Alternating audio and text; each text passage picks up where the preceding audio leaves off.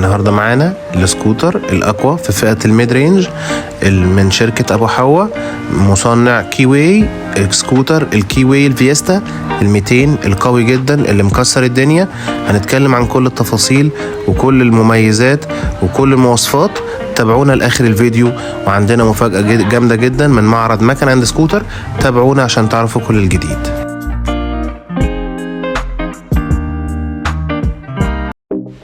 ورجعنا لكم تاني من قناة مكن اند سكوتر، اخوكم مينا سعد. هشرح لكم دلوقتي المواصفات الفنية وكل التفاصيل والحركات للسكوتر اللي مكسر الدنيا، الفيستا 200 سي سي من المصنع كيواي. زي ما انتم شايفين السكوتر من انتاج شركة لونجيا. دي شركة صينية عملاقة، اللي هي الشركة الام لشركة كيواي وشركة بينيلي، هي المستحوذة عليهم. زي ما انتم شايفين تفاصيل السكوتر مميزة جدا. نبتدي بالاضاءة. زي ما انتم شايفين اضاءة داي لايت LED، وزي ما انتم شايفين 2 لينس، الواحد منهم لينس للنور الواطي وفي لينس تاني للنور العالي. زي ما شايفين الاضاءه الداي لايت دي ما بتفصلش ليل ونهار. دي حاجه مواصفات امان اوروبيه. وزي ما انتم شايفين المساعدين الحجم بتاعها ممتاز. هي بتتميز انها ب2 مساعد امامي و2 مساعد خلفي، وفي فرامل CBS. وزي ما انتم شايفين السكوتر شكله ممتاز. بالنسبه للعدادات فهي ميكس ما بين الانالوج والديجيتال. زي ما انتم شايفين ده عداد السرعه، وده عداد الRPM، وده الميكس ما بينهم اللي بيشرح لك مواصفات البطاريه وحالتها والكيلومتر بالديجيتال. زي ما انتم شايفين ان هي من غير مفتاح وبنظام البصمه.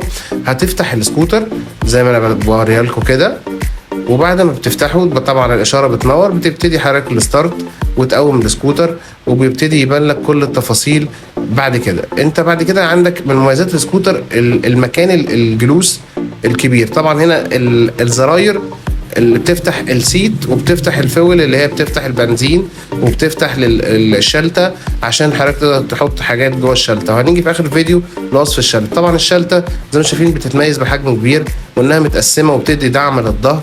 السكوتر طبعا كخامه للشلته ممتازه جدا ومريحه جدا. وبالنسبه للحركه ففكره الجزء بتاع الدعم ده بيديك ثبات في الحركه. زي ما انتم شايفين ان الحماله الخلفيه مجهزه بمكان يتحط فيه راك خلفي عشان ما نعدلش في السكوتر. زي ما انتم شايفين السكوتر فلتر الهواء وحجم الموتور مميز لانه 200 سي سي. الموتور السكوتر ب2 مساعد خلفي. وزي ما انتم شايفين طبعا حجم الدواسات، الجاك مان كبير بيدي تنفس طبيعي للمكنه احسن. ده مكان النمر الخلفيه، ادي ال2 مساعد. وزي ما انتم شايفين اضاءه خلفيه فولي LED. وقدامنا اهو السكوتر طبعا شكله ممتاز. ادي المكان التخزين.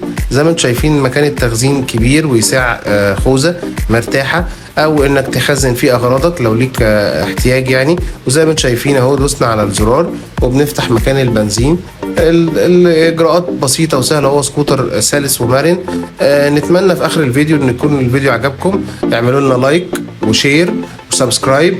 والعرض المقدم من معرض مكن اند سكوتر خصم 500 جنيه على الكاش، ونفس الخصم هنطبقه بالنسبه للقسط، وعندنا استعداد ننفذ لاي شركه تقسيط.